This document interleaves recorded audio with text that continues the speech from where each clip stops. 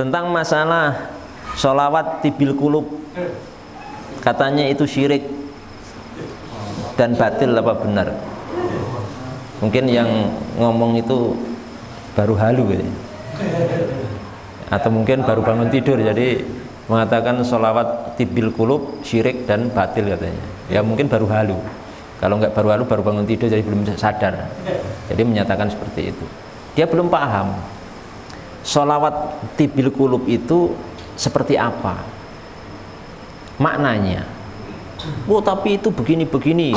Coba kita cek lafadznya ya, lafadznya sholawat tibil kulub itu kan lafadznya itu Allahumma sholli ala sayyidina Muhammad tibil kulubi wa dawaiha wa afiyatil abdani wa shifaiha wa nuril absari wa diyaiha wa ala alihi wa sahbihi wa sallim. Kalau dilakukan ya Allahumma sholli gitu, ala sayyidina Muhammadin tibbil qulubi wa dawaiha wa afiyatil abdani wa shifaiha wa nuril absari wa diyaiha wa ala alihi wa sahbihi wa sallim. Ya itu saya hafal karena anak saya sering nyetelin. Jadi gini artinya, coba dicek ya, oh ya ada syirik bener apa batil apa gimana. Allahumma ya Allah sholli ala sayyidina Muhammad, berilah sholawat kepada penghulu kami yaitu Muhammad, maksudnya Nabi Muhammad SAW, tibil kulubi wa dawaiha. Ini yang dipermasalahkan katanya, mensifati Nabi Muhammad SAW sebagai tibil kulub wa dawaiha, sebagai tabib. Tabib itu apa ya? Penyembuh atau dokter hati dan penyembuh obat hati. Wah ini syirik. Waduh, ini syiriknya menjunjung Rasulullah, memposisikan Rasulullah sebagai obat hati dan penyembuh hati. Wah ini syirik. Penyembuh hati itu Allah Subhanahu wa Ta'ala katanya. Terus sebentar, ini kan qasidah, ini syair. Dalam sastra Arab, uslub seperti ini itu tidak bisa dimaknai secara harfiah, secara tekstual. Itu bahasa Arab, Pak. Uslub sastra Arab.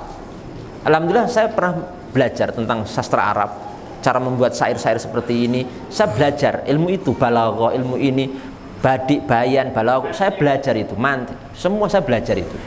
Diaman. Nah, kalau dalam hal sastra, susunan bahasa sastra itu jangan diterjemah, dimaknai secara terjemahannya, nanti akan sulit, itu nanti akan keliru kita. Lah, maksudnya di sini ketika kaum muslimin melantunkan sholawat ini, kalau sholawat kan jelas disyariatkan ya, kan ayatnya innallaha wa malaikatahu yusholluna 'alan nabiyyi ayyuhalladzina amanu shollu 'alaihi wa sallimu taslima, itu kan. Nah, maksudnya di sini bukan menjadikan Rasulullah SAW itu sebagai Tuhan, sebagai Allah, tapi maksudnya menjadikan Nabi Muhammad SAW itu sebagai wasilah, perantara yang menyembuhkan hati dan mengobati hati-hati kita. Karena sholawat itu kan doa, doa itu mengandung barokah. Barokah itu kalau turun kepada kita akan membuat hati kita adem, hati kita tenang. Itu maksudnya, bukan menjadikan Nabi Muhammad SAW sebagai Tuhan. Paham ya? Itu dimaklumi, itu uslub bahasa Arab itu seperti itu. Seperti gini loh pendekatannya kalau dalam bahasa Indonesia itu. Kalau kita ngomong ya, kita ngomong.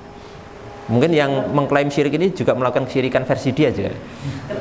Oh, ayo makan. Waduh, nggak usah ya. Saya tadi makan nasi goreng kenyang. Loh, yang mengenyangkan kan Allah, kok sampean ngomong nasi goreng mengenyangkan? Kan syirik itu. Oh, maksud saya perantara nasi goreng saya kenyang. Lah sama dengan ini, Mas. Mas, ya sama dengan ini. Mohon dimengerti. Sama itu. Jadi bukan menjadikan nasi goreng itu sebagai Tuhan, tapi wasilah nasi goreng saya dikenyangkan oleh Allah Subhanahu wa Ta'ala. Cuma kan kalau kita ngomongnya seperti itu kan kepanjangan. Jalan kita, yuk makan. Enggak, saya sudah dikenyangkan oleh Allah dengan wasilah nasi goreng, saya kenyang. Wah, itu kepanjangan. Karena kalau kita ngomong sudah saya makan nasi goreng kenyang, itu sudah dimaklumi orang itu tidak sedang menjadikan nasi goreng sebagai Tuhan. Wah, dokter mantep.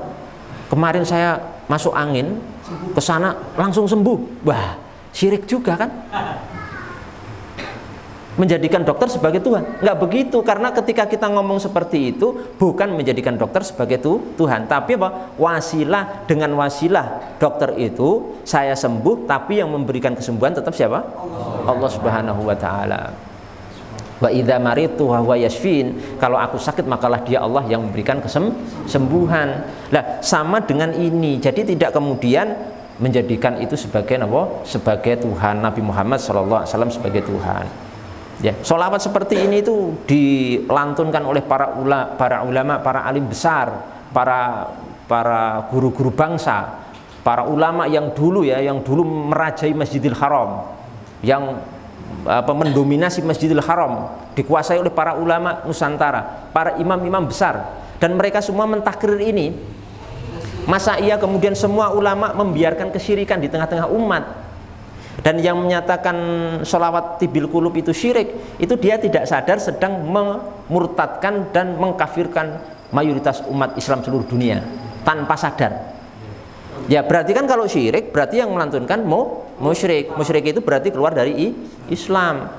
Dan ini nanti harus dipertanggungjawabkan di hari kiamat di hadapan Allah Subhanahu wa taala. Dan itu tidak mudah, tidak enteng seperti itu. Jangan-jangan bapakmu dan ibumu itu juga melantunkan sholawat ini, berarti juga harus kamu kafirkan.